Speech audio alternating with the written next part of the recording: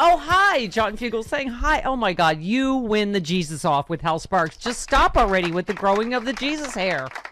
It's coming off soon, I promise. I mean, I look like Nick Cave and Fran Lebowitz became one person. It's got to stop soon, I promise. The pictures from Hawaii, you look a little like Brunette Fabio. You do. You're in waterfalls.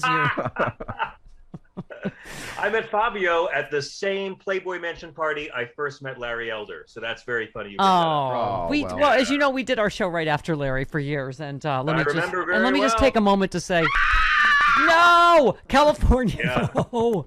You know, Larry Elder's kind of like the comedy club heckler who attacks the comic their entire set and then gets on stage himself and reveals he has absolutely no material. Yes. That's Larry Elder. Yes. I mean, I guess you'd call those debates, right, Chris? We used to do crosstalk before. You did. They made the host do crosstalk, and it was just fighting.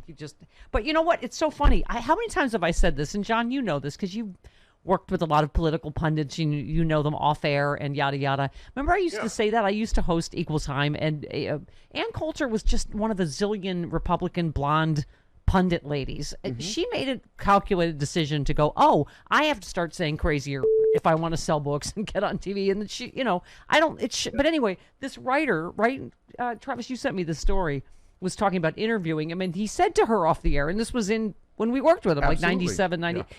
He admitted it was just shtick, what he says on the air, that they don't really believe it. Yeah.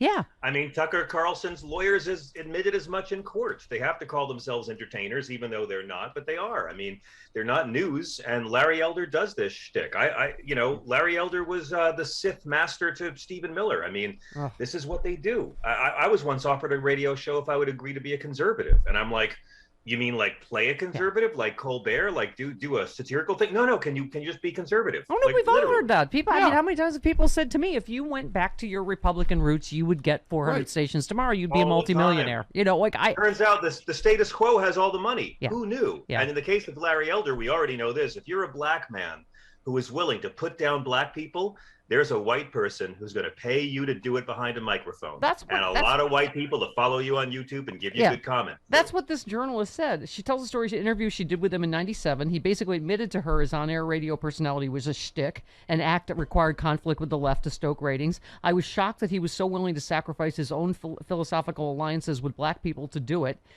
He had confessed the truth like it was no big deal, as if intellectually selling out your own people when convenient was simply the price black Americans paid for success.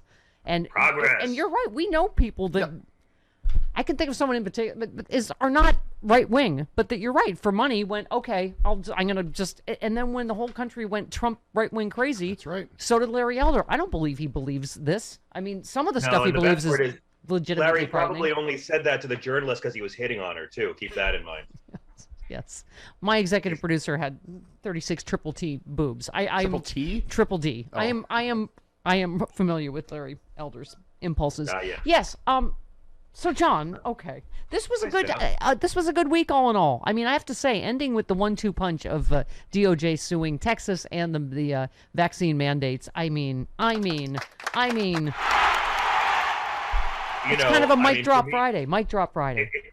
I guess I'm glad we got there. It was kind of crazy for me. I mean, my week began, I was in Hawaii for the last couple of weeks, and I missed you very much. But the week began with Texas celebrating Labor Day by forcing pregnant rape victims into labor. Yes.